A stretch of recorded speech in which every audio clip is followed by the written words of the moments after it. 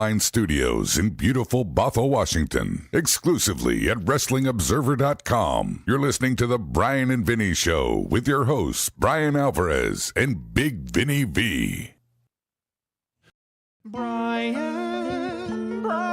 and Vinny, along with Granny and Craig and sometimes other people. Wrestling, tell me who and what's happening. Hanging between the business and storylines. Sometimes they're riffing as we're watching along. Did you see him killing that bloke on the outside? Tell them that they're paid by a con, and they'll say, Bryan and Vinny, along with Granny and Craig and sometimes other people. Bryan and Vinny, along with Granny and Craig and sometimes other people. It's Bryan Alvarez and Big Vinny V, and we hope that you enjoy the show. All right, everybody. It's the Bryan, Vinny, Craig, and Lance Storm show, February 16, 2020. You ever have one of those days where it's just one after another? You ever have one of those days? I know Vinny does. It's like every I was just day. going to say, yes. Anybody else have one of those where it's days? not like that. Of course. Like a half hour ago, Filthy texts me, goes, hey, how do you do one of those watch-alongs on YouTube? I was like, I don't know. You should ask Tony or Jared. Well, how can I set it up so I can do it? I don't know. Ask Tony and Jared. And like and then he just kept asking me questions. I was like, ask Tony or Jared. I don't know. I don't know how to do that. I've never done it in my life. I'd be willing to bet you there's a tutorial video on YouTube on how to do it. Then Lance messages me, do I need a new video link? It's like, I don't know, dude. Let's ask Jared or Tony. Because when you ask me, I'm just going to ask them. I don't know. And then, right when the show's about to start, Jason online here gets mad. Where is Bryan custom emoji? What am I even paying for? And then he goes, Bryan refuses to allow the subscriber YouTube chat to have a custom emoji of him like every other Empire talking head. You think I got anything to do with this? I'm actually impressed that people think that I have so much power and that I'm so capable when I'm not. Anyway. Not just that, but the inclination to determine whether or not there should be a Bryan custom emoji. Dude, you woke up one day and said, no. I didn't even know there wasn't a Bryan custom emoji until 30 seconds ago when Jason Online got mad about it. Wait a second. Do Vinny and I and Lance have custom emojis? Apparently, I remember seeing mine once upon a time. You do? Yeah. Vinny does. I know Granny does. There's a Granny one here. I'll be darned. I don't know if Lance does. I learned something new today. Yeah, join the club. Apparently there's a siren that everyone says is Lance. Oh, you have a gold... No, I don't control everything. I control almost nothing on this site. Do you understand? I can vouch for that, actually. All right. Let's talk about... we have two shows to talk about. We have the NXT PLE and also this Australia show, this Grand Slam show from Down Under. But Lance didn't watch one of these shows, and so we're going to be starting with NXT, which he did watch. Is that correct, Lance? Yes, because I have YouTube, but I don't subscribe to the two separate subscriptions I need to be able to watch Collision in Canada. Really?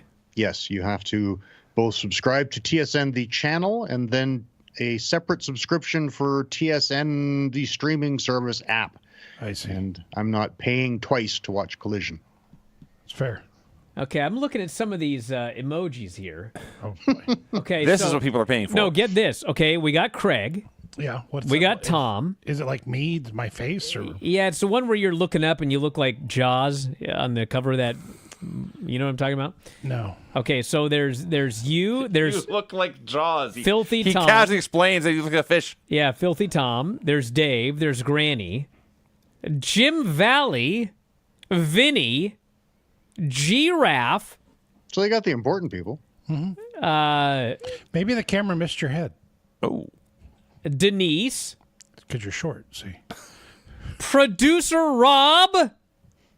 Producer Rob has his own emoji. Now, there is someone who would demand his own emoji. Yes. I do not. That's true. There appear to be 2 sting emojis. What? Yeah. They're like cartoon stings. There one of them the fake appears to one? be an AJ Phenomenal One emoji. There's a couple of belts. There's a tap emoji, a 10-7 emoji, and the gold boat emoji. Huh. But there is no Bryan emoji. So, no, everyone, I don't know why there's not. Listen, go to the front page, go to Help Desk, say, I need a Bryan emoji for YouTube, and that's it, okay? I can make some silly faces if we want to make it here, whatever. Okay, let's go. Alrighty then. We watched NXT Vengeance Day, February 15th, 2025. Good show. Load this up on the Peacock app, and the first thing that starts is the countdown to Vengeance Day. It's not a separate program. It's just an hour tagged onto the front. And actually, you're wrong. It is 54 minutes. Well, then I missed 6 minutes of the show. It oddly started at 5 minutes, 6 minutes before the top of the hour, the actual PLE. It was bizarre. But yeah, the first 55 minutes or so is, that one fella, the curly hair, he probably has an emoji and I don't. But he's running down the show and then 5 minutes before the top of the hour, they just start doing matches. It was very odd.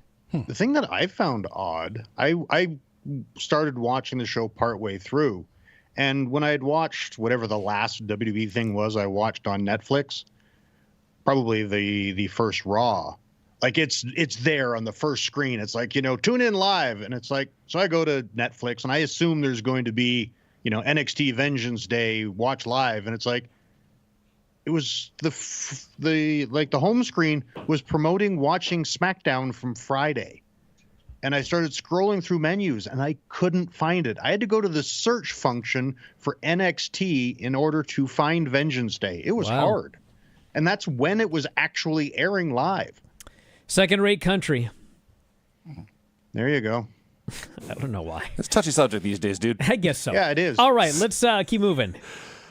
Stephanie Vacour versus Fallon Henley for the North American title. So Vic noted that people were filing in even as the show had begun. Maybe because they started early. But, early on, this place looked absolutely tiny, like no bigger than the Performance Center. And then about 2 or 3 matches in, it had filled up, and they cut wide shots. They lit up the arena. It looked much, much bigger. It did look like there was no one there at the beginning of the show. And Vic even said, fans still filing in. Maybe they thought it started at 5, even though it started hours earlier.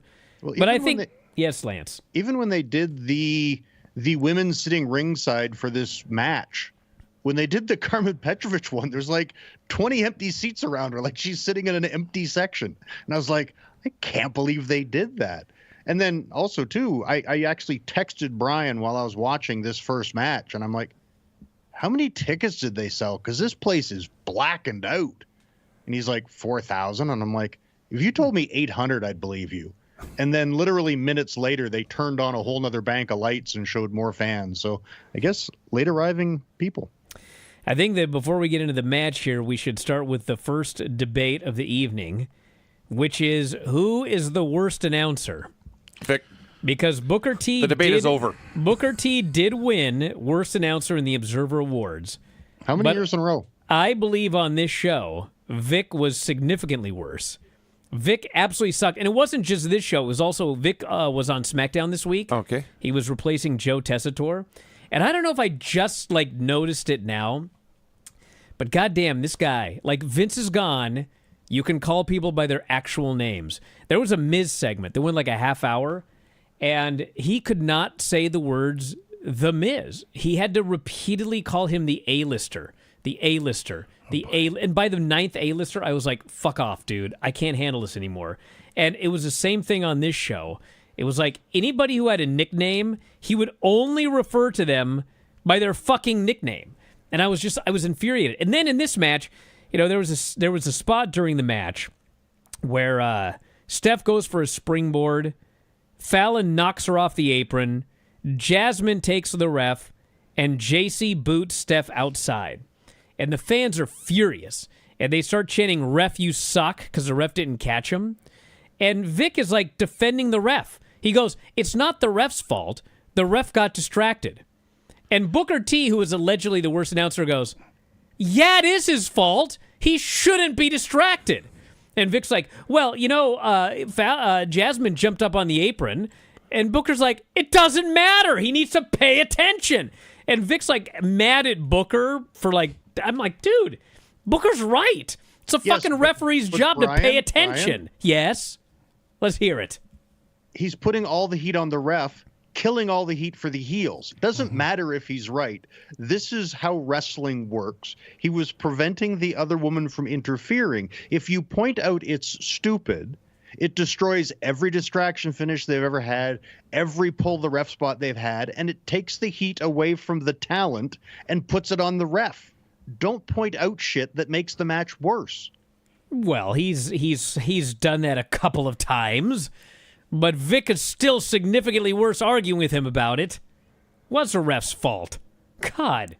That doesn't mean the heels didn't do something bad. It's his fault, Brian, you stupid moron. It is his fault, though. In the production meeting, they would say the ref needs to be drawn so this can happen. He's doing it. It's like when you blamed fucking Nick Patrick for being a bad ref. He was a bad ref. He fucking sucked. Doing anything We were because watching nobody it. in WCW gave a shit. He was terrible. Sorry, Anyway, Greg. let's talk about this great match. Well, while we're on the subject of the announcers, my favorite moment between the two, the tag match starts. Is after this one. It's Fraxium, who are respectfully very small, wiry men, and they're with Josh Briggs, who's big and tall, and Inamura, who's big and round. And my mind is kind of boggling. These are all the same species of being on this planet. And as I'm thinking about how different they are, Vic very casually says, there's a lot of similarities between these two teams. And Booker T, speaking on behalf of Vincent Verhey, screams, "Really? Really?" I mean, yes, the like, similarity very is that next they're sentence, all he men. Explained it, and it made sense. What did he say?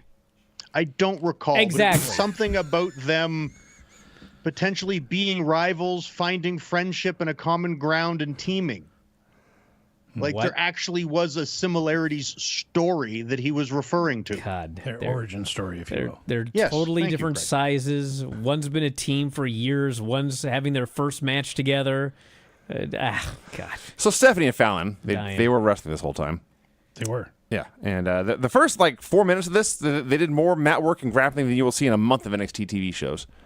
And finally, they do the spot where, actually, the important to note, Stephanie never got her face humper move. And the crowd is very disappointed. Booker T is very disappointed. And they cut her off. They do the interference spot that Brian hated so much for the Heat. Once that started, now it just feels like an NXT match. Choreographed start to finish. Clearly choreographed start to finish. Stephanie makes her comeback, does a springboard high cross and a suplex. Now she gets the face humper and everyone's going crazy. Then they did a spot where Stephanie goes for the O'Connor roll, the reverse rolling cradle, the reverse sunset flip, whatever you call it. She gets a 2 count. Fallon kicks out and kicks her forward. JC then punches Stephanie, who does the big Nestea plunge bump and falls backward, and Fallon covers her for a 2 count. I thought, wait a minute. What did the referee think happened? The last time he saw Stephanie, she was making a cover, there was a kick out, suddenly she's falling backwards into a bump, and he did not think there was interference. He's an idiot.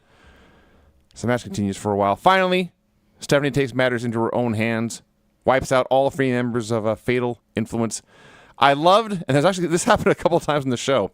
She is on the floor, Fallon is standing in the apron, and Stephanie throws an elbow strike to the back of the knee to take her down. And does a big dive. The place is going apeshit. Gets her backbreaker, but instead of making a cover, it goes up top. Hits a corkscrew moonsault. The referee counts 3, and Vic screams, "She's earned validation!" I thought, dude, she's earned a championship. That's more important. Anyway, this is good. It certainly peaked at the right time, but there's something very soulless and mechanical about most NXT matches. I thought this was a pretty good match, and Fallon appears to be heading up to the main roster, which is why they took the title off of her. And Dave seems to think she has no hope, but Yeah, the woman didn't listen to that show. dude, they just added 2 secondary women's titles. Have you guys been following the secondary women's title on SmackDown? I'm sure she's on a losing streak. It's Chelsea. Both of them just lost in the qualifiers for the Chamber. Yeah, but I mean, Chelsea has been feuding with Michin. She's had 3 Still? matches she had with her, and they tease another one. And it's like she has no challengers whatsoever. So I'm pretty sure that they can do something with Fallon Henley, given we now have 4 women's titles amongst the 2 brands. We need women up there. Mm-hmm. And if that poor woman listened to the show, she may quit the business. Jesus, Dave. No. Also, too, just to cement the argument from earlier, and not to throw my friend Booker T under the bus, but he was the one that said she had made a big name for herself in Mexico and is now trying to make a name for herself in North America. Well, Apparently being unaware that Mexico is part of North America. I mean, I'm not going to say nothing. I enjoyed the match. I wasn't honestly expecting much because I don't watch on a weekly basis. I just watch the big shows. That spiral tap that Stephanie does, that thing is beautiful. Like maybe better than Pac's, but it's super good. Remember It's a we were great watching finish. the early NXTs and AJ like botched it like for the first 3 months he was doing it? he does it a little different. He does I think she did He does a forward flip. She did did a does he? moonsault full twisting. Yeah. And Yeah. AJ does a senton Yes. full twisting. Vic called it a spiral tap because he doesn't know what he's talking about. He's not very good at his job. I see. Ah, Yeah. okay. Well, I just repeated it. So I am also not very good at my job. Yeah, but he makes more money than you. Fair. I'm confident. You know, bury Craig any further? Fraxian versus Josh Briggs and Yoshiki Inamura. So, the match was, of course, fun. It is Fraxium, my favorite tag team of the year. They had I love this spot for the Heat was so creative.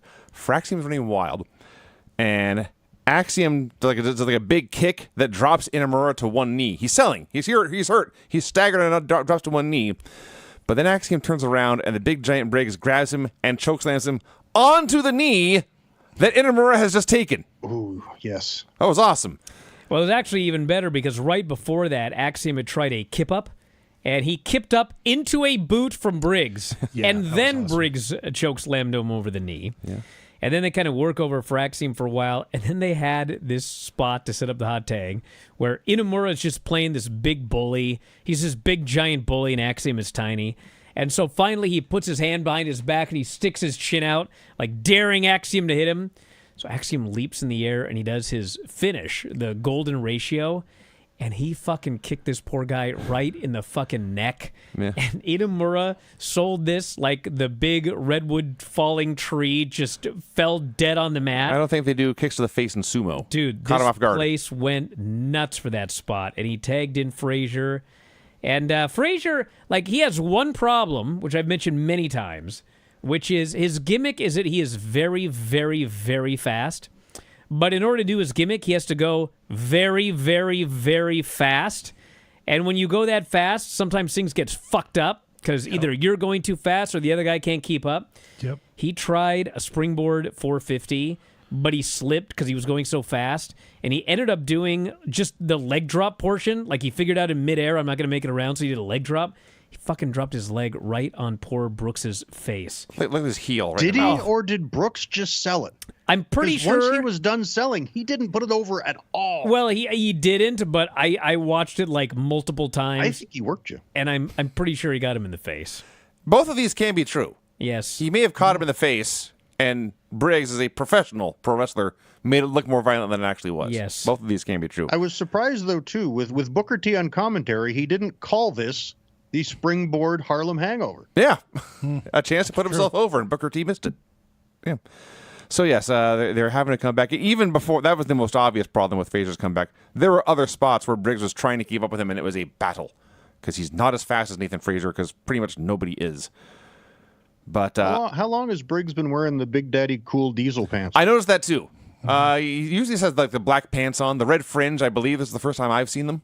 But, yes, he looks mini Kevin Nash here, which is still bigger than everybody else. Yes. Tallest guy in the match, and he's still mini Kevin Nash. Yes. So 100 things happened. I was just battling to keep up with what was going on. Inamura keeps trying his world's greatest top rope splash, but it kept getting countered one way or another, or he just flat out missed it. And they wipe out Briggs with a moonsault press. They pin Inamura with a missile dropkick high-low. There were flaws here, but all in all, I thought it was the usual outstanding Fraxium tag match. This Inamura has only had a few matches in NXT. Like, he's had some battle royals, and He's always just His kind of third been, match on TV, I think, counting a Battle Royal. Yeah, he's sort of been like fine. I've never been like all that impressed, but he looked great in this match. This was the best Josh Briggs match I've ever seen, and goddamn, Axiom and Nathan Frazier, they were my pick for tag team of the year. Every single match with anybody is always awesome, and this was great. Yeah, I like the Inamura guy. Like he's unique. Yes. And I think that's an underrated quality in today's wrestling. Yeah. He's in there. He did more sumo spots in this match than like Yokozuna or Rikishi ever did in their careers. I mean, we're theoretically doing sumo gimmicks. Yeah, the crowd was super into that guy. His chops, and he actually at one point does a sumo pose and runs in and does another chop. He got over in this match. It's the first time I've seen him, and he's entertaining as heck. You know, this was not, Vinny, Tell me. soulless and mechanical. No. Yes, there was soul here. There was soul here. Even better example of something of that later in the show. But first, the two teams shake hands, and then the lights go out, and they are attacked by 4 semi-masked men. And somehow, I have no idea how, but the announcers are able to pick out Dion Lennox, Cutler James, and other, and I quote, PC athletes. And Zach's words were, we know these performance center athletes. Yeah. I'm like, no, I don't. And the crowd is chanting, I know one of them, the bookworm. and yeah, barely. And the crowd is chanting, "Who are you?" And that's how it ends. I have seen better debuts, is all I can say. Was the one guy caught off guard? He didn't even get his shirt all the way on. All right, you got me. Thing I thought was funny is Corey proceeds to name like 2 or 3 of them. I think he named 3. Said they knows these performance center athletes, and then Vic makes the statement, "We don't know their names." I'm like, Corey just gave me like 3 or 4 of them. Signals got crossed here. It's So possible Corey knew, and this idiot Vic had no clue. I'm watching this on the Peacock app after the fact, and fast-forwarding the Peacock app is a guessing game. You can't see what you're fast-forwarding through. Oh, Netflix is like that. That's on why my you TV. kind of have to go boom, boom, boom, because then you can kind of see. Yeah. But so I missed a lot of stuff between matches, but not all of it. We see the Italian restaurant. It appears that Stax is holding court with the entire family. From the way he's speaking, it appears he's talking to a large crew, referencing the royal we and things like this. Can't believe they got played by Sean Spears and his goon squad. He got the drop on the boss. And it's all the fault of that. I promised my mother I wouldn't swear, but it's Izzy bleeping Dame. And he is, of course, bleeped. The boss's back is pretty bad. Spears and his gang will pay for their sins. I'm taking care of this myself. And it zooms out. It turns out he's at the table all alone, talking to himself like a lunatic. Tuesday night, I'm taking the head off the snake. Eddie Thorpe versus Trick Williams in a strap match. Very early in the show, I thought, for Trick. Well, Trick's another one that looks Maybe like done. Yeah, I think he's going to the main roster. Because what's left for Trick is the only thing that would be left would be a one-on-one match with Oba over WrestleMania weekend. Yeah. But if that's the case, he ain't losing a strap match to Eddie Thorpe. But he You would did think so, yeah. clean, Yeah. and so I think he's gone. So this was, and I was told that all the big names that were beaten were called up. So I presume that's what happened here. But man, what a way to go out! He put over a young guy. I mean, Yeah. he didn't. This old guy. Well, yeah, but I mean, I'm talking about Eddie Thorpe. He's probably older than Trick, actually. He might be, but like he's not who you would think would be like a big NXT star. When he's a guy on the rise. Yeah. Trick is a much bigger star than Eddie. So he put over a lesser guy on the way out. First of all, they did pinfalls and submissions in this strap match, which Thank God. I would rather have them do that than touch in the corner or whatever. Yep. But it was weird to watch. But Brian spoiled this. When Eddie gets the pin, not to the same degree as we saw in New Orleans, but it was a similar reaction to when Brock Lesnar pinned The Undertaker at WrestleMania and ended the streak. People were not expecting that at all. There were audible gasps. Yeah, throughout the people room. gasped when you could see guys in the front row just they grabbed their face like, oh my God, because they were not expecting, and they hated Eddie. Oh, yeah. They fucking hated this guy, and they loved Trick. And when he low-blowed him and hit that move and pinned him clean, I mean, there were, people were gasping. They were screaming. They could not believe that Trick got beaten. And it was a great finish. It was a great moment. And it was a good match. The match was very simple. They early on, they were not whipping each other at all. They were tying each other up with the strap. They were clobbering each other, but there was very little whipping involved. And like halfway through, Trick's in the apron, and Eddie whips him one time, and Trick sells it like a gunshot. Yes. He's never felt pain like this before. Then they whip the snot out of each other for 2 or 3 minutes. And Trick's making his As comeback. the crowd chants, "Whoop that Trick," Yeah, it was actually. which was an odd. This was as he was getting violently whipped. He was They were whipped that Trick. chanting, "Whoop that Trick." Yeah. So he hits the Trick knee, but Eddie rolls outside, so there's no pin. Tries another one inside the ring. Eddie ducks it. In the process, the strap ends up between Trick's legs. Eddie yanks it and low blows him. That's Hits. usually a heel move. The heel usually takes that move. I see. Yes. I was going to say Eddie is a heel. But Eddie hits something very close to the Bryan Danielson knee strike, gets the win, and like I say, the crowd was shocked. And I mean, he got the guy with a low blow, but the fact is, this was an anything goes match. There's no DQs. You can pull a announcers even strap put into over the that it was dude's legal. nuts. That was clean. My one issue with this match, and probably I'm the only guy that notices it because I have this cyborg brain that can't accept little mistakes. When they showed them putting the strap on, it was very clear that it's this big, huge, loose loop that they have to hold on to even keep the strap on them. Like, Trick put it on, and he had just slid it on and then grabbed it, and he opens this gigantic loop to put it on Eddie Thorpe's wrist. And then they proceed to do all these spots where they yank this guy into things and tie him up with stuff. I'm like, they're so having to hang on to this thing so it doesn't fall off. Why did you not come up with a strap that actually attaches to them? Like it literally, because again, I have a stupid cyborg brain. It's like it ruined the match for me because I'm just like, why let's are you not be hanging on to the crazy. dumb strap? Because it's fake, dude. But it's not supposed to look fake, obviously. They hit the ropes, brother. It's ridiculous. Ethan Page versus Javon Evans. Well, I had a Ricky Starks video promo, Okay. which was now it's funny. It's like they go, "We saw who debuted this past Tuesday," but they won't say his name. No. Let's take a look. He's got a promo for us. And then they go to Ricky, and he cuts his entire promo about how he's going to show up on Tuesday. He's going to sign his NXT contract. Everybody's going to have the absolute truth from the man himself. Not one time does he mention his name. And so to this day, not one single person, aside from the fans, has said the name Ricky Starks. He has now been on TV twice. So I guess Tuesday we'll find out what's his name. I'm looking forward to the obvious feud of the absolute truth versus our truth. Hey, you could do that. Should be a quick one. Like when Booker and what's his face fought over the letter T. They can fight over the word truth. Well, I hope this is better than that. I do Yeah. too. Didn't I would Booker T imagine it would lose? have to be. He did. He was just Booker for a while. Yeah. And He they got had- his tea back somehow? he lost his music. They played like the knockoff Leave It to Beaver theme or something for him for a while. Oh, boy. These are all things that happen. I'm not making this up, everyone. Yeah. If you're under 20 years old, I swear to God, this actually happened. Yes. Do they really not have a name for the guy yet? Or I presume they got a name. I but assume they've they know what never they're said gonna it do. on television. Yeah. kind of weird? Or social media. It's. I suggested he would be Absolute Osiris Griffin, but apparently that name, whoever has that name trademarked is using it on social media already. So that's It'll out. be interesting how they're going to draw up this contract for him to sign if they don't know his name. That's very true. Last name here, first name here. So it's Ethan Page and Javon Evans. I thought this was a great match. Javon comes out, and boy, you've never seen a guy make it so obvious. He's putting in a mouthpiece when this thing starts. Yes. He looks at this thing. It looks like he weighs 75 pounds. He's holding it there, and he puts it in his mouth and charges into battle. The very first thing And he it is bright, blazing white. Yes. It Like looks like William Regal putting on the brass knucks. it looks like 5 times the size of a normal mouthpiece. Like his mouth is like as wide as like a snake eating. He an looked egg. like Jaws. Yeah, I'm like, okay, I got it. You got a mouthpiece in, brother. Yeah.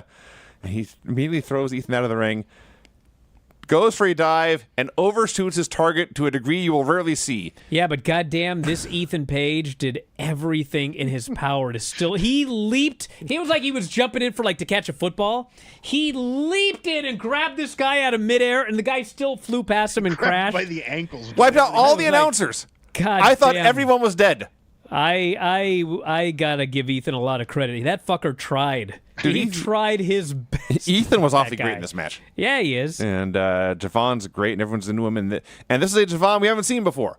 This is angry, pissed off, out for blood Javon Evans. He's doing the ground and pound on the table, and people are going crazy for this savage brawling. He tears Ethan apart and can't get the Oscutter. He goes to stomp Ethan's face in the stairs, break his jaw like Ethan did to him, but Ethan dodges, hits the back of the knee like Stephanie did earlier, and kicks the stairs into the ankle. The announcers, to their credit, helpfully point out that's just what he did to Dante Chen too. So he spends the whole match working over the leg, not the jaw, like everyone expected.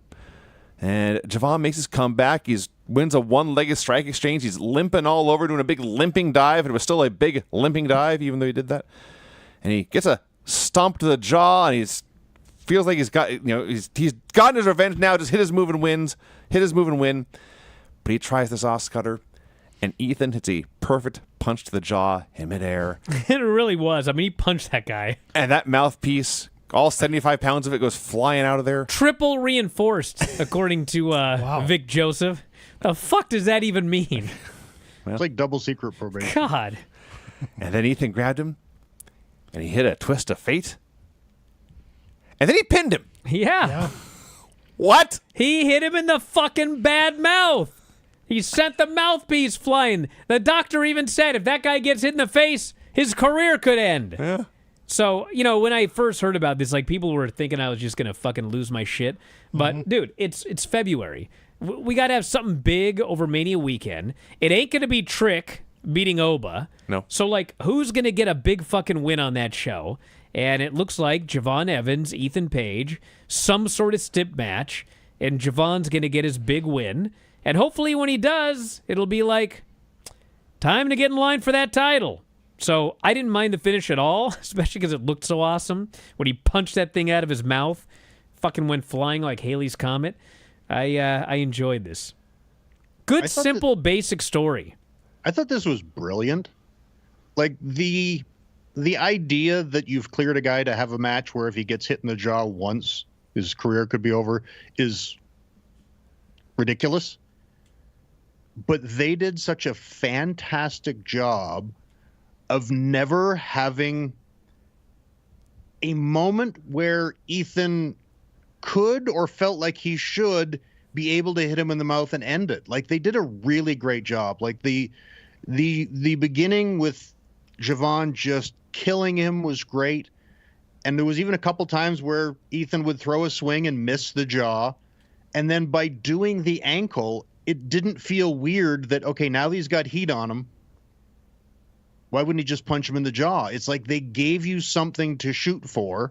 And by Javon constantly trying to shimmy on his butt to get away from Ethan, the ankle was always more available than the jaw. So, like, they never had that issue of, dude, why didn't you just punch him in the jaw and end this already? And like, Lance, it was brilliant. And the working the leg wasn't just something that came out of nowhere.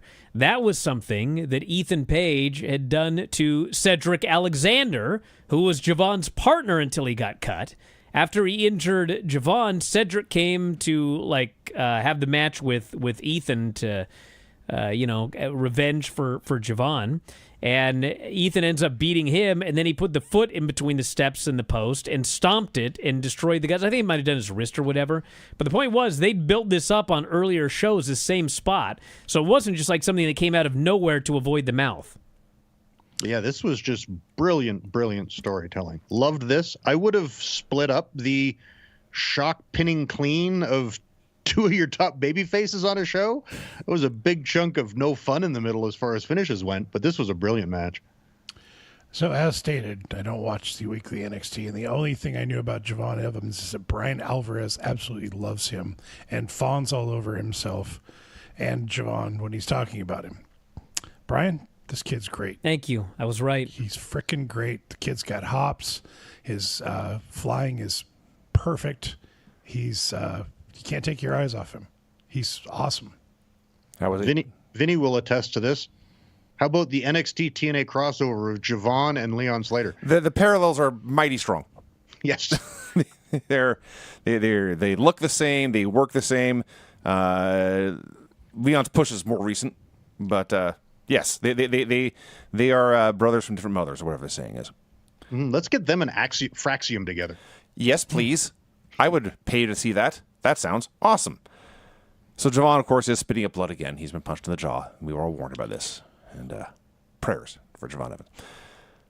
Sarah Schreiber interviews Stephanie Vacour. Yes, she is North American champion, but her night is not over. She's going to stay to watch the main event, which is the first time I realized that the women's four-way for the title was the main event of the show.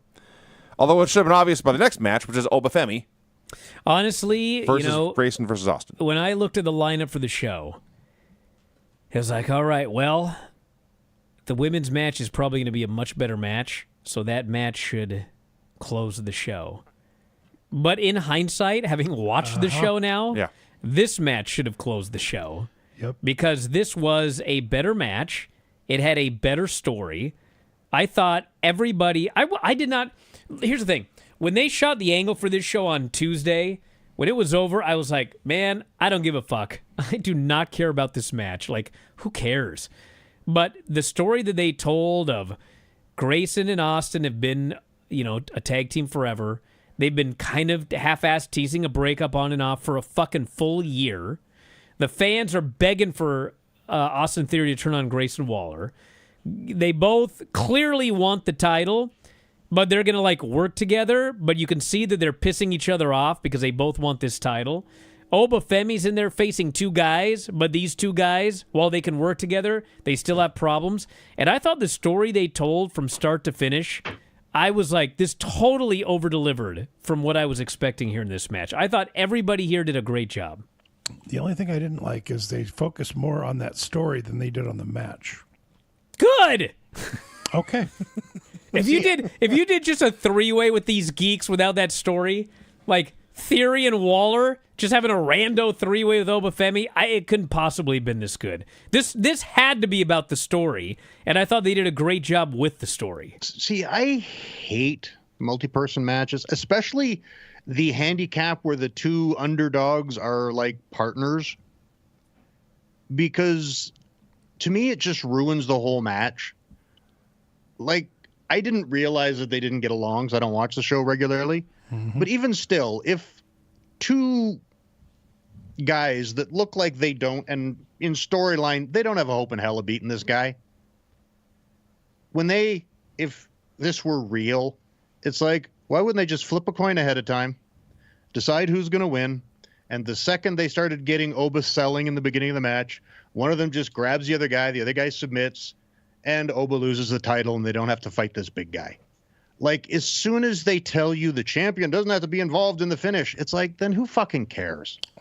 Right. Like, well, they did that spot early where they end up sending Oba outside, and then Theory and Waller, they kind of look at each other for a second because they're alone in the ring, and Grayson's like, lay down. And Theory's like, I ain't fucking laying down. So, I mean, they weren't... You have to watch the show. They weren't fighting. Like, they were a team. They'd won matches as a team. They were working together as a team. But every time it was brought up, you guys realize that at some point, you two, one of you is going to have to be the champion if you take out Oba. They would each kind of get like, well, it's going to be me. And then the other guy's like, well, we'll see what happens in the match. You could see that, like, something was going to go down, but the idea was they were still working together. But even to that, there was the spot where they were on the floor, and Theory throws Oba in, goes for the cover, and then when Oba kicks out, what's his face? Waller gets up on the floor, like, what were you doing? It's like, what do you think he was fucking doing? He was trying to win the match. Did you not realize he might try to pin the champion in this match? Like, it's just stupid. I hate three-ways when it's a one fall. I hate a match that's designed where a dominant champion could lose his title and not even be involved in it. Like, just the concept's bad. I hate them. I thought they did this very well, because the other thing about it, and they had a lot of spots like this, is they are apparently going to split. And from the moment they appeared... saying that for a year now. Well, from the moment they appeared on NXT TV, like, the fans, and part of this was because they were in his hometown, but the fans have been chanting "Turn on Grayson" and Austin Theory on every show. And so they've figured out, and I think it's been like this for a while, because, when they were teasing a breakup on TV months ago, it was always Theory that was positioned as the babyface. So in this match, Theory was positioned as the babyface. He was the guy that was, okay, I'm going to try to win. If I get a chance to make a cover, I will. Whereas Grayson was the one that was like, no, if you try to make a cover, I'm going to pull the referee out of the ring. I'm going to get upset about it. And Theory he did. had a visual pin over Obafemi. Yes. I was dumbfounded. They Well, they pinned had a story. Trick clean, they pinned Javon clean, and then gave Theory a visual pin over Oba back to back to back. I was like, wow. Yeah, well, two of them are leaving, but Well, I like this match a lot more than Lance did. I love the opening because Grayson Waller, whose whole gimmick is that he's a social media person, he shares online a picture of the DX versus John Cena three-way from Survivor Series, and just says film study. And if you recall, the very first spot in that match, the bell rings and Sean super kicks Hunter right in the mouth, his alleged partner. And so this match starts in the exact same position, and the bell rings, and Grayson turns to Theory, but then stops and super kicks the other way, super kicks Oba right in the mouth, says, let's get him. They start double teaming him. Every time where it looked like Grayson and Austin were finally going to throw down and attack each other, every single time, Oba broke it up because no, he wants to fight them both together. He wants them to work together so he can kill them both at the same time because he's a goddamn monster and a giant. And when they tried to do the Doomsday Device and he sprung to life atop Theory's shoulders and Grayson's on the top rope screaming in fear, and Oba's like, no, you're coming with me. And he grabs him and suplexes him down. That was awesome. And just a bunch of other fun stuff. And technically, A-Town Down never intentionally, either one of them, hit each other. They bonked each other a few times. They pulled the ref out to break up pins. They didn't even break up pins, but they stopped each other from winning. And Oba looks like he's going to pin Theory with the fall from grace, but here comes Grayson with the rolling stunner. Oba sees him coming, dodges. Waller accidentally stunners Theory, and so Oba pins Waller with a fall from grace. Crowd was chanting, this was awesome. I thought it was awesome. I thought the champ was put over strong. I thought it was wins all around. And they pin Grayson, so he's going to show up on the next show, and he's going to be all furious because he got beaten in this match, and he's going to blame his partner, and I presume this is a WrestleMania match on one of the nights. And the lights go out, the music stops, and those four dudes appear in the ring again, and they're beating up Oba. They hit a four-man shield powerbomb, so they're assaulting all the champions, apparently. And this is also why Bryan is wrong.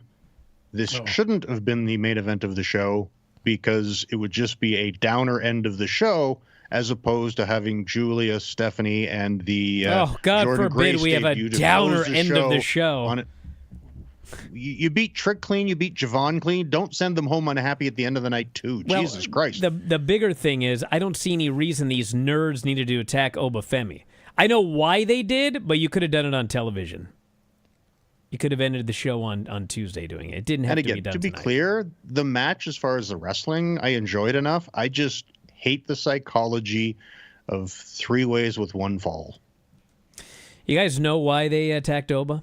No clue. I assume because they attacked the tag champions earlier. No, Vinny, you idiot. We even talked about this. They had that That segment. seems harsh. Well, you'll understand in a second. They had that segment that we both loved where Obafemi was walking backstage on NXT television and the fucking bookworm stops him and he goes, someday I'll be challenging for that title. And Obafemi doesn't say a word, but his eyes grow wide as if to say, in your dreams. Yeah, wasn't his eyes went wide? He stared at him for a little bit and very slowly turned and walked on. Like, who the fuck is this dork? Yeah. Well, he's a dork with 3 other dork friends. He found out who this fucking dork was here. I guess so. He got his revenge. Yeah, that does not make me an idiot. You went over the line. Shut up. Roxanne Perez versus Cora Jade versus Julia versus Bailey. Wait, hold on. Before that, All right. Ava said, we're in Cincinnati on Tuesday. Ava is unaware that Brian Pillman Jr. is from Cincinnati. What? Yeah. She goes, I didn't even know Brian Pillman Jr. was from Cincinnati, or whatever his fucking name is. Boy, she's great at her job. So then Ariana Grace returns, and she is the, quote, NXT liaison at TNA. Yeah. She says, Ava, I must introduce you to somebody. It is the return of Santino Marella. Mm-hmm. And Ava says, I have some ideas to discuss with you, Santino.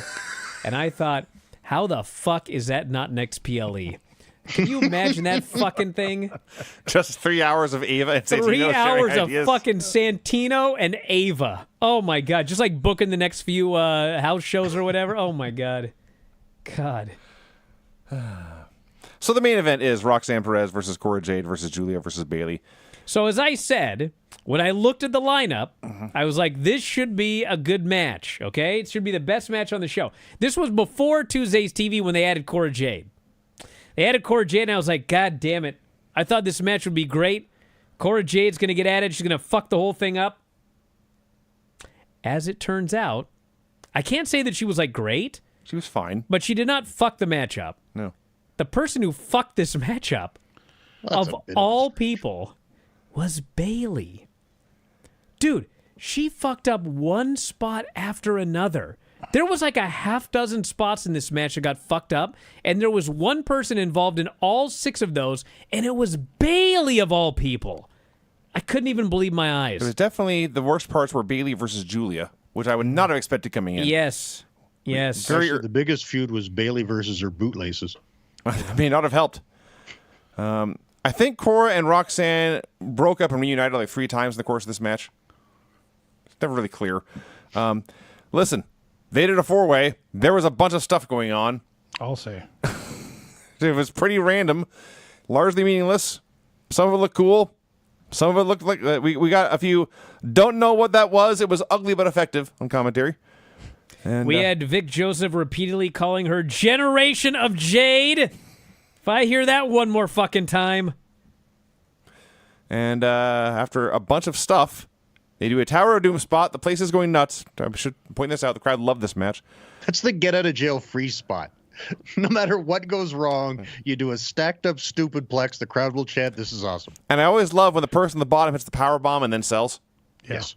which happened here. It's taken so much out of her. Actually, She I don't think it collapses. did, because I think the person on the bottom was It was Cora. Cora, and then she immediately went for a cover because she was the only one that Well, didn't get hurt. She slumped in the corner for a second or two, then popped up and made Well, a it cover. was a lot of energy to powerbomb 3 people. Who were standing In a on the stacked ropes. up superplex spot, yeah. So Roxanne got pop rocks on Bailey in and out of the ring, but Cora cuts her off with a DDT. But Julia cuts Cora off with a running knee, which is apparently called a Arrivederci, which they never explained on TV or even mentioned that she's Italian. Yeah. And then another Arrivederci on Roxanne, I think, and hit Roxanne with a Northern Lights bomb and pinned her. This was a lot of stuff. It was. I thought it was the weakest match on the show. It wasn't like it was bad, but I thought every other match was better. And we didn't need a 3-way and a 4-way for sure. Yeah. And, they pinned Roxanne because she's actually in a chamber qualifier on Raw, so she's called up, which is good. And then they had to stare down with Stephanie, Jordan Grace, and Julia. So we might have another multi-person match coming up for the WrestleMania weekend show. Yeah. At least we know Jordan's name. She is Jordan Grace. That's for sure. And they even use the Juggernaut, so they're keeping it all, it seems. Keeping the music? Yeah. I'm surprised, honestly, that she's starting in NXT. But I will say, when they were out there with these belts and looking at each other and the fans were going crazy, the fans went absolutely hog wild when Jordan came out. And all she was come out and stare at them. There was no, overt challenge or attack or anything. They just had a stare down. But they have been claiming for a long time now that their women's division is the best in the world. Mm-hmm. And I've watched it and I thought, no, it's the deepest. You have the most names available. But now, with these 3, they may actually have the best women's division in the world. Well, I don't know about the world because you've got like Star and yeah. Marigold, but As far as like it's closer to true now than it's ever been. As far as a company that has men's and women's divisions, so like New Japan and AEW and WWE, Raw, SmackDown, this one is the best, I would say. NXT. Notice how you skipped over a company there, Well, Brian. TNA. I mean, half the TNA women are in NXT. Vice versa, actually. NXT women.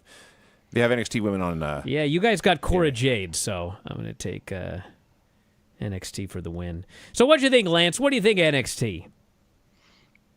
Again, I liked this show a lot more than I liked the television show because you don't get a lot of the, at least I didn't because I skipped between matches as well, but a lot of the silly skits that I'm not a fan of, the more lightheartedness, but when you just get the wrestling, on the whole, it was good. Again, I don't like 3 and 4 ways. They don't emotionally invest me, but on the whole, I thought the opener was really good. The tag was very solid. And I loved. To me, it was the best match on the show was Javon and Ethan because the story was fantastic and the wrestling was good. You know, this fella here on the chat, Pi, makes an absolutely excellent point. And that is that if you are listening to this right now and you're thinking, oh my God, these guys are idiots. NXT doesn't have the best women's division. The fact of the matter is NXT books their women as if they have the best women's division in the world.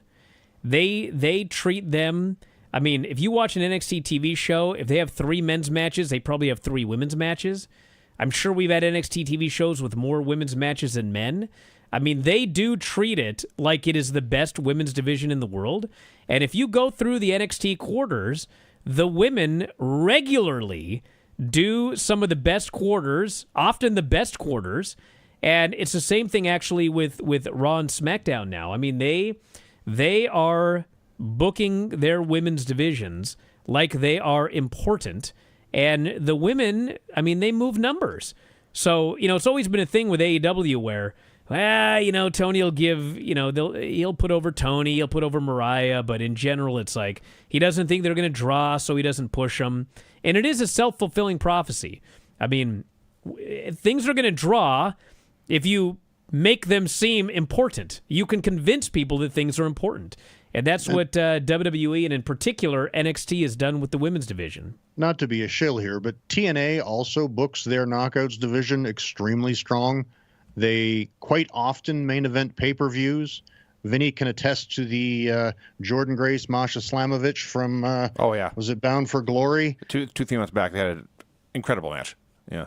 They main event frequently and have been an important part of TNA and Impact before that for quite a while. And again, others can judge which is better, but we book our division quite strong too. I wouldn't say anything at all negative about TNA, but I mean... Well, you don't watch it. Well, the big difference is... it's not even that, Lance. I don't get any quarters for TNA, so I have no idea who does well and who doesn't. But I can say, from looking at the WWE and the AEW quarters, the promotions that push the women hard, their women do good numbers. And the promotion that does not push their women hard, their women do not do good numbers. So there's Yes. So you're saying if you push a segment like it's important, people might actually watch it. Yeah, that's the fucking point of promoting, in fact. Yeah. All right, let's talk about Australia. Lance, you can stick around if you want to. Actually, it's getting late. I'd rather run out and listen to this in the morning. All right, why don't you give your plugs? Lance is on TNA, guys. You know that? Mm-hmm. And AEW. Not on it. Yeah. We are live this coming Thursday again. Not a tape show. Live Thursday. And the last live one went off without a hitch. Yeah. And they are from Full Sail. Last live show when we were debating whether anything would go wrong. Nothing serious went wrong. So let's do it again. I was in the camp of it's going to go off fine, I'd like to add, and it did. Mm-hmm. So we're going to have another one coming from Full Sail. We're taping a few weeks, but we're doing Thursday live. So check us out, Access TV in the U.S. and Sportsnet 360 now in Canada. It's Joe Hendry and Jake something, right?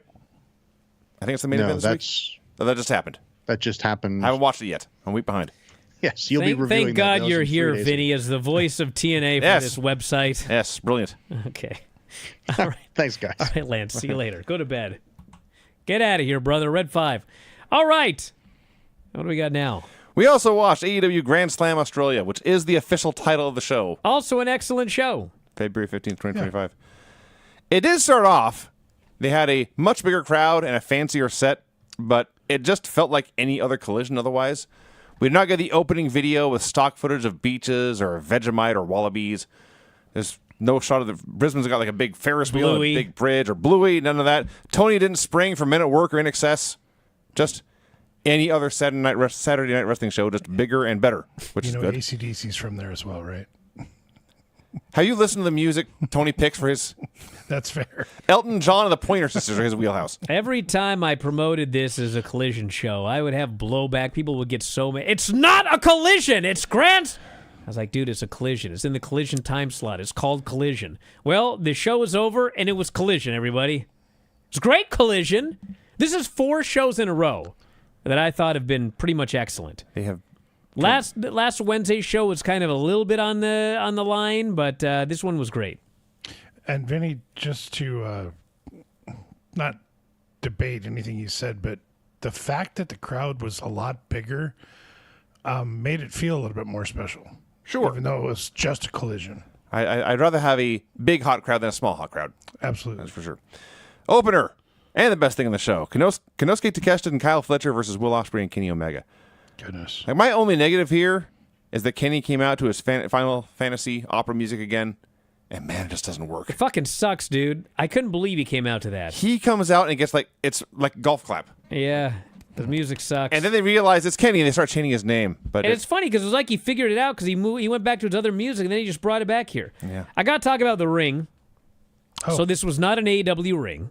They got a ring from somebody local or whatever. And I thought it was 18 by 18. Click at Buddy Matthews said it was 16 by 16, Good which I'm not sure if that's true. Like, I wasn't in the ring and he was, but 16 by 16 is fucking small. But the point is, it was a smaller ring, and it was very bouncy. And I watched it, and I thought, I'd be thrilled. Like, a smaller ring. Like, that's one of the things about the WCW Cruiserweight division when WWE tried to do Cruiserweights as well. It was like the WCW action was always faster because the ring was smaller. You could take the same guys and put them in the WWE ring, and their matches would be inherently slower because the ring was bigger. So there's a benefit to having a smaller ring, and I'm always good with like a real good bouncy ring. It's good for taking bumps. But there is a negative, and that is that apparently sometimes boards pop up. Oh. And Buddy claimed that that's how he injured his ankle. A board popped up. And there were people complaining about the ring. And, it's just, I don't think they should have gone online to complain about it. Just what's done is done. But that's what happened.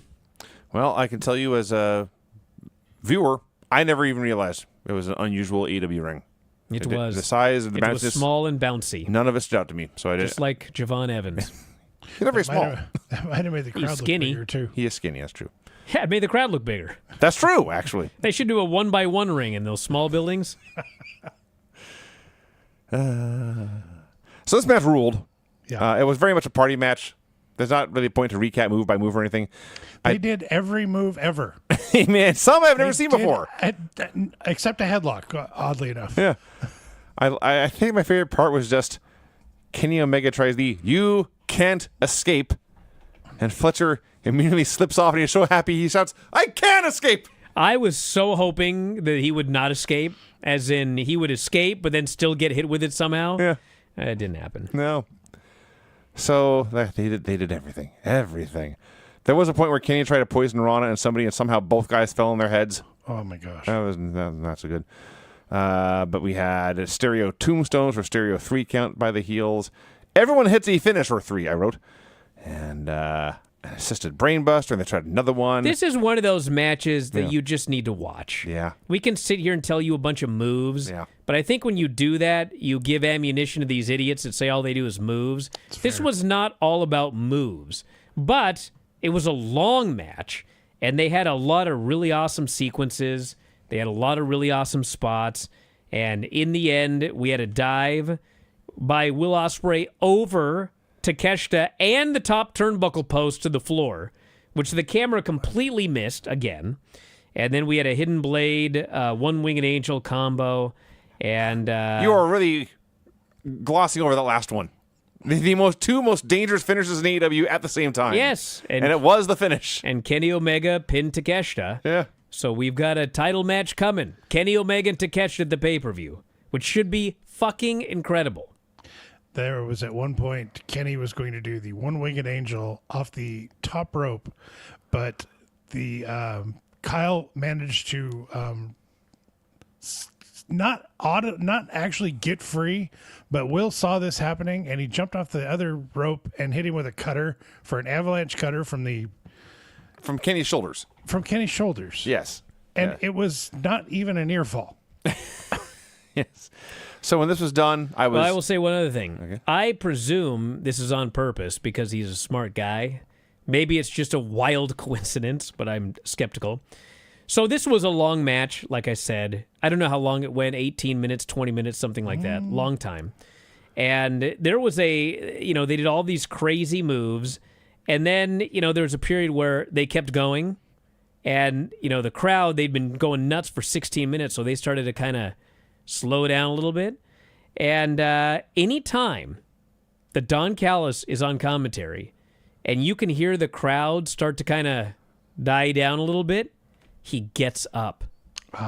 And this fucking crowd, they get so angry, they start screaming at him, and he gets the heat back just by standing up. If they get really quiet, he goes to ringside, and then they're really going nutty. But I was watching this, and there was a period where they got quiet, and he stood up, and then they weren't quiet no more. And I was very clever.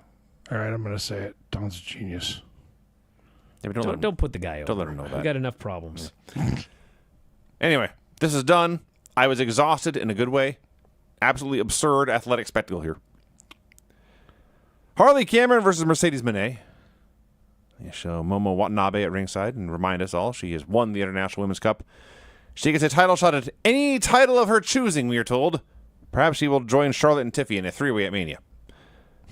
So Harley runs wild early, including giving Mercedes what I can only describe as a savage motorboating, and then busts up Mini Monet, the puppet, which she attempts to use. Mercedes dodges and kicks some puppet ass, and hits Meteor for 2. We go to break, and Harley makes a comeback. She's knocked out of the ring, but then she and Mini Monet both rise from the dead to fight back. The puppet is a foreign object. Really. It really is. It is cheating. Crossbody on Australian Destroyer, get 2 for Harley. And a cradle for 2, but Mercedes turns into a powerbomb. Harley's coming back with the area code kick. Which puts Mercedes down. And Harley and the crowd realize, oh my God, I've just put Mercedes down. I'm right here climbing on the top rope. This is my shot. But she hesitates. Gives Mercedes time to recover. Misses a senton. Mercedes hits a moneymaker and wins. I don't know if you guys ever knew this. Mercedes Moné is incredibly good at pro wrestling. Well, She's it's awesome. funny you mention that because I'm a fair man. Mm-hmm. I've been very critical of Mercedes in the past. I did think for a long time she was not as good as everyone said she was. I thought that she's good, but people talk about she's the best female wrestler in the world, this and that. It's she's not. I mean, she has really good matches, but she's also having great opponents, and she takes ragdoll bumps, and I had a lot of problems. And she's a fucking horrible babyface, okay? That I will not walk back on. She's terrible as a babyface. You're right. But You're right. she turned heel, and it took her a while to get going in AEW, but I would say the last, 9 months, year, she has been fucking great. And this match, this was Harley's best match ever. Oh, yeah. Yep. And it wasn't just because, hey, we're, here in front of all these people in her home country. It was a legitimately good match. Mm-hmm. And Harley is better than she should be, given how long she's been doing this. Yeah. But this was her best match by miles. And it was Mercedes. And she did an excellent, excellent job in this match with Harley. And my only criticism, because I am a fair man, is that her fucking finisher sucks. Yep. And it sucks to the point now where I believe that it is now part of her heel shtick. She is a heel. She knows people hate this fucking move, and so she's going to keep doing it. I have no other logical explanation for it. It looked like shit here. It looks like shit every single time she does it.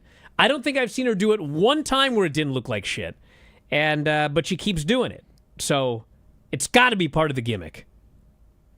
Yeah, to echo Brian, I was really good. I was really happy to see Monet do so well with Harley. She made her look really good.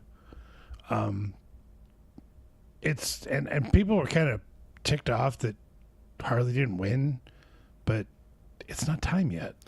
We had talked about this, Brian and I, on the Dynamite review, whether or not Harley should win here, and she didn't. And I was fine with it here, but they did not announce it, I don't think, during this show, but they have since announced they're going to return to Australia. Okay. She has to win a belt at one of those ones. Well, you know what? I'd have had her win here. Because, because here's the problem.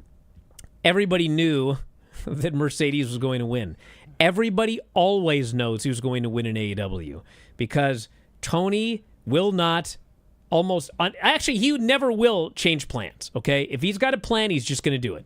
As people brought up but Private Party, That's different, okay? That's different.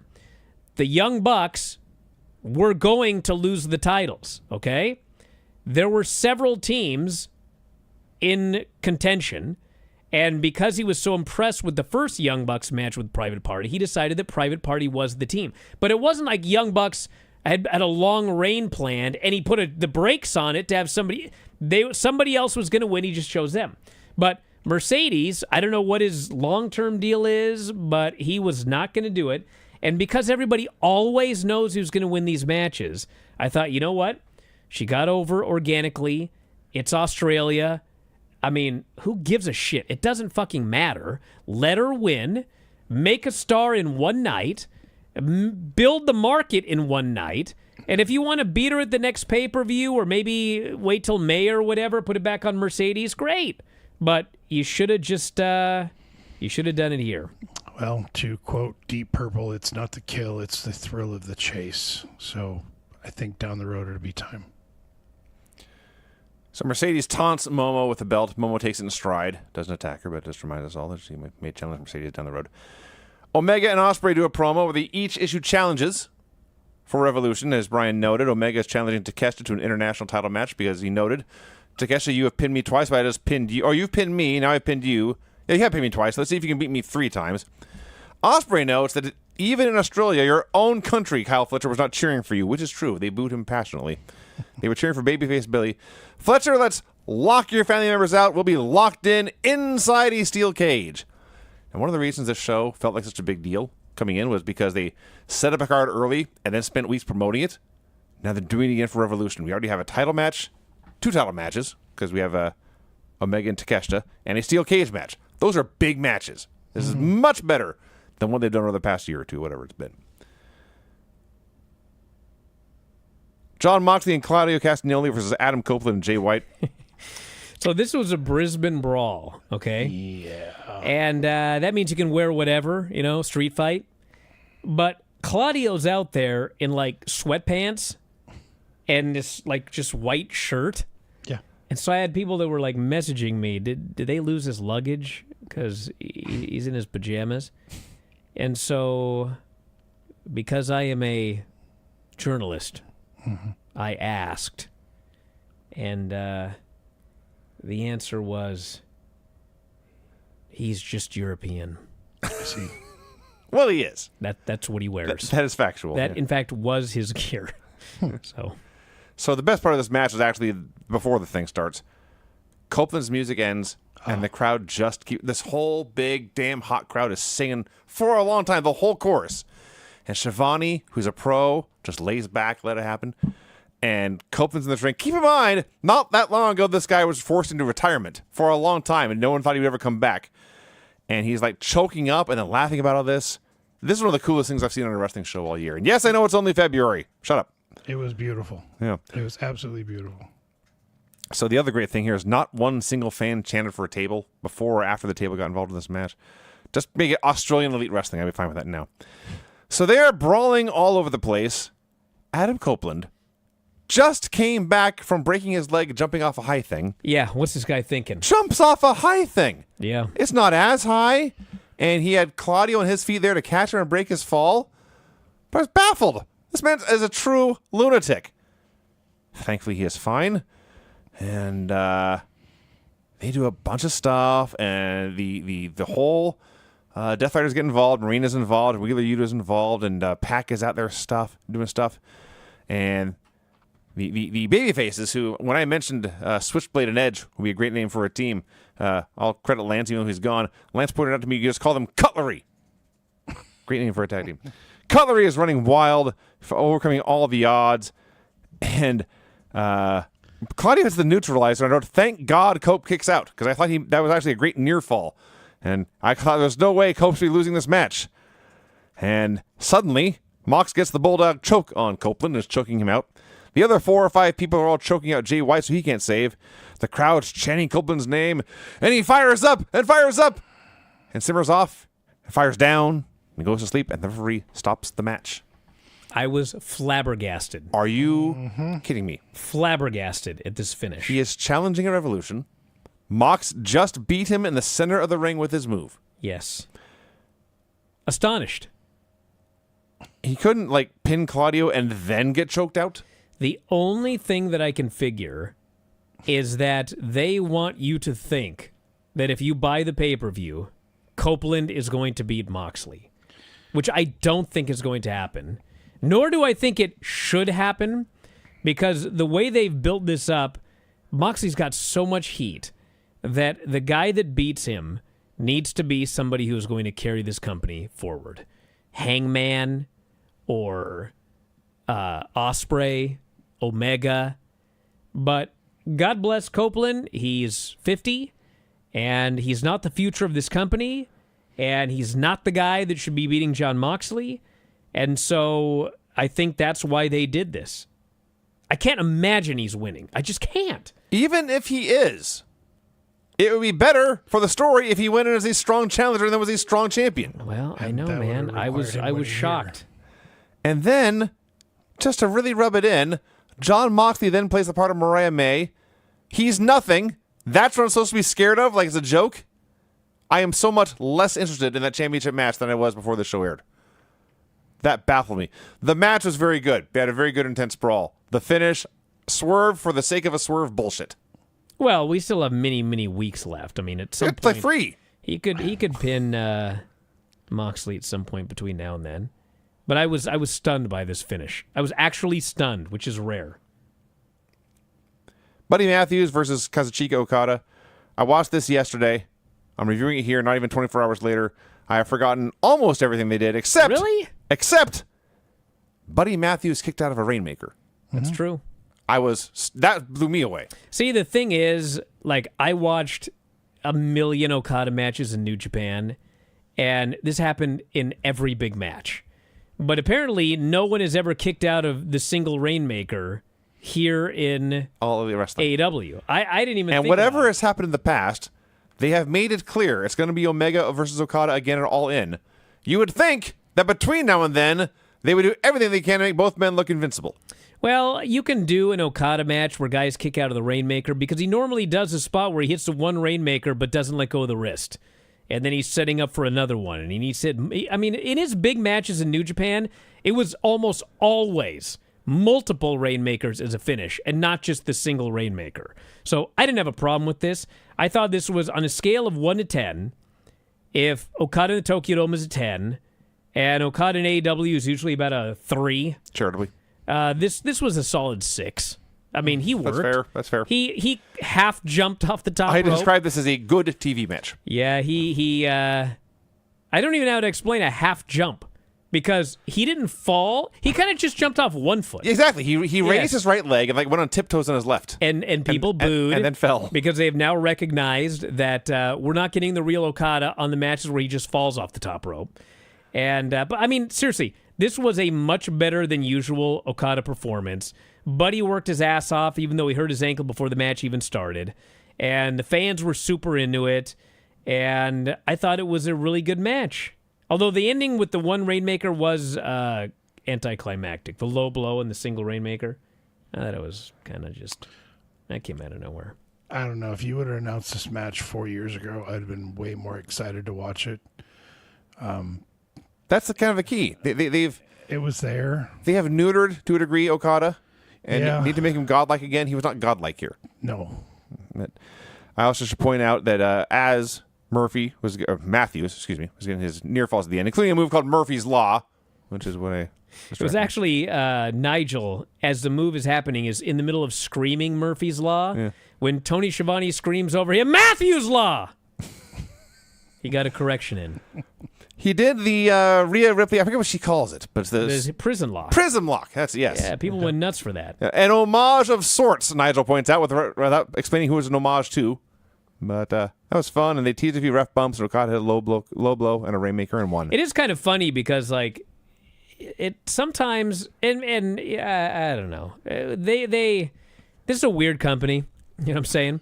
In many ways. MJF, when he does his promos, I mean, he has no issue whatsoever acknowledging Cody Rhodes when he does a promo with Dustin. It's like, he talks about your brother and this and that.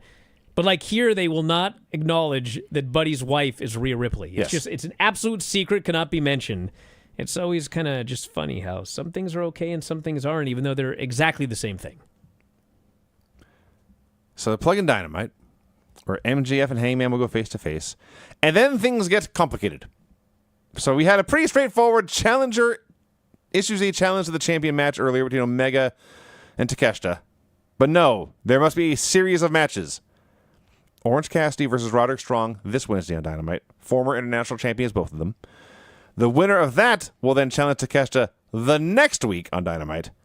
And the winner of that will then defend against Kenny Omega at Revolution. Yes.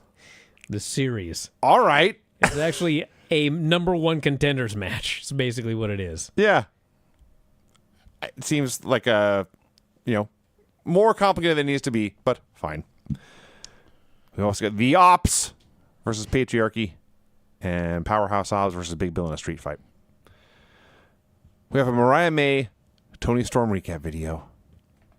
I'm sick of talking about this. I'm sure most of you are sick of listening to me talk about this. I will just say one thing here. As it ends, Tony Schiavone asks, seemingly rhetorically, was it role play therapy or elaborate performance art?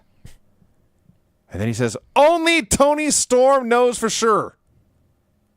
I agree. Only Tony Storm knows for sure what's going on here. You know what's funny is this match starts, or it doesn't even start. They announce the match, and Tony Time, the Tony Storm music plays.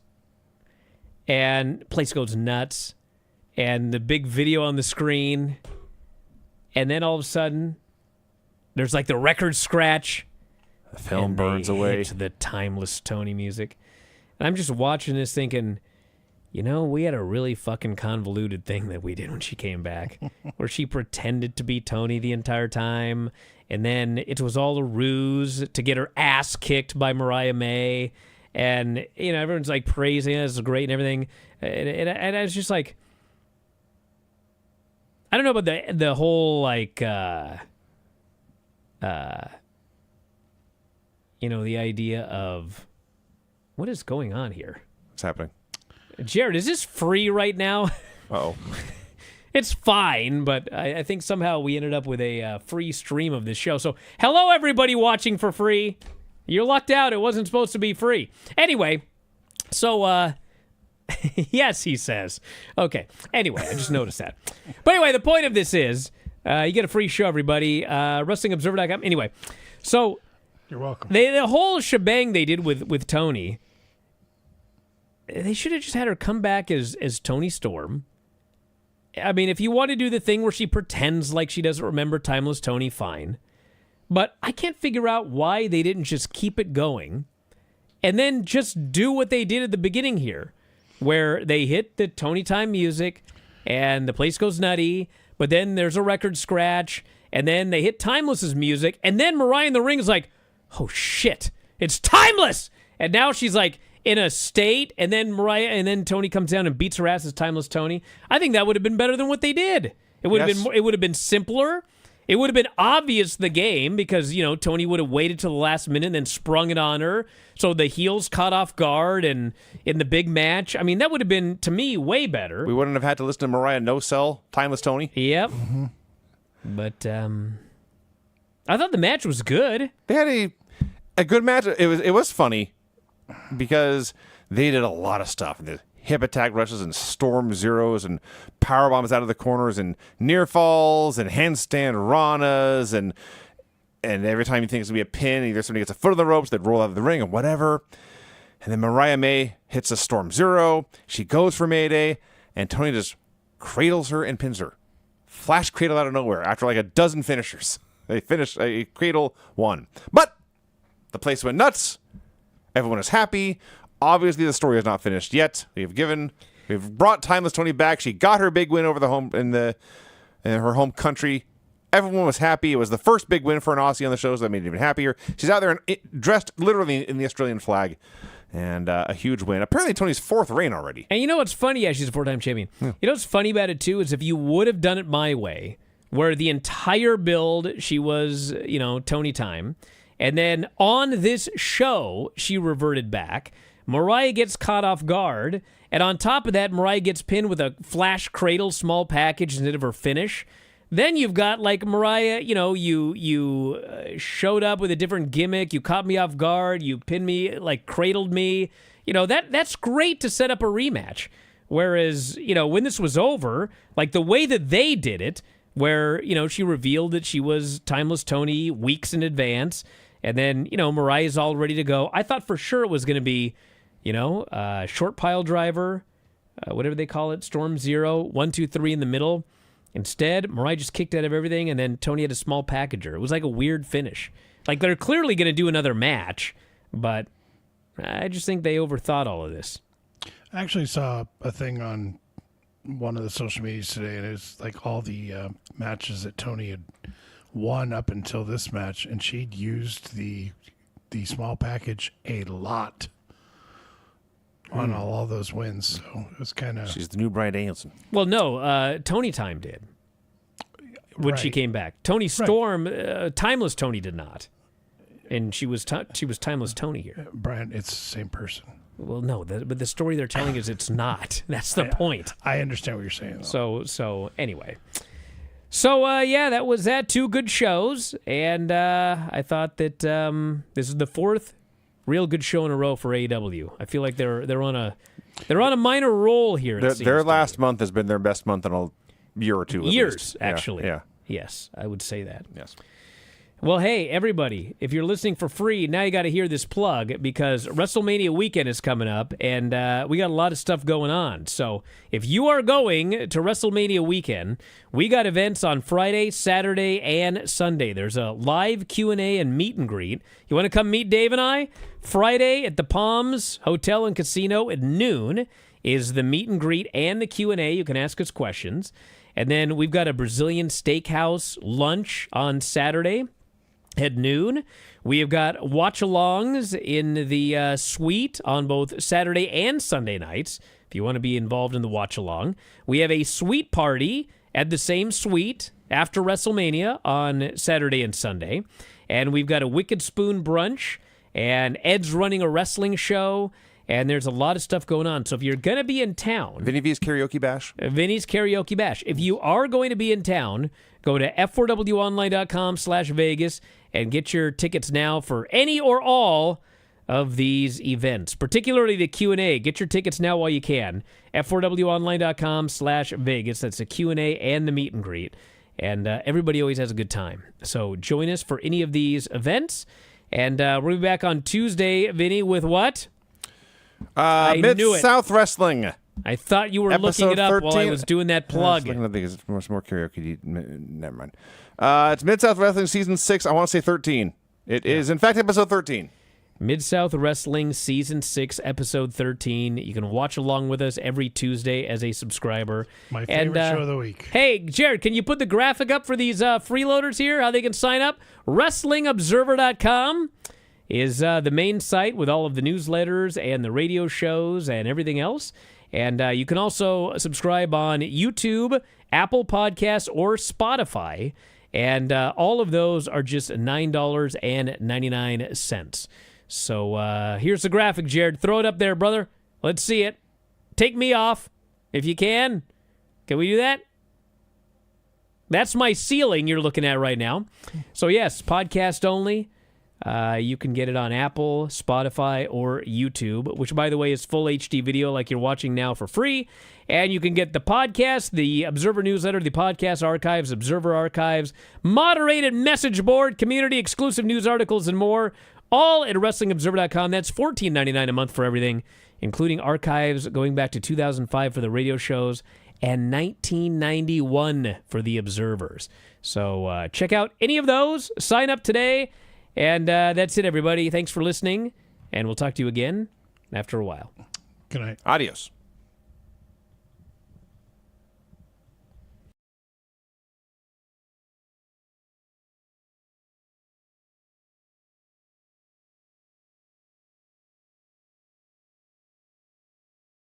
Are you heading to Las Vegas for WrestleMania?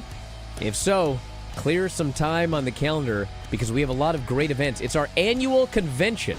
The WrestlingObserver.com/F4W online convention in Las Vegas this year on WrestleMania weekend. April 18th, Friday, April 19th and 20th, we got special events every day. Friday will be the Dave Meltzer, Bryan Alvarez live Q&A. You can show up. We've got a meet and greet. Perhaps we'll have some merch. And you can ask us any question that you would like at the live Q&A. This will not appear as a podcast, a video podcast, audio podcast. You can only see and hear the Dave Meltzer, Bryan Alvarez Q&A if you attend live. That is April 18th at noon at the beautiful Palms Resort Casino in Las Vegas. We will also have wrestling watch parties. Have you ever wanted to watch wrestling with Dave Meltzer? 2 wrestling watch parties coming up that weekend, as well as 2 after parties. What is an after party? It's exactly what it sounds like. After WrestleMania, both nights, you'll be able to come back to a suite.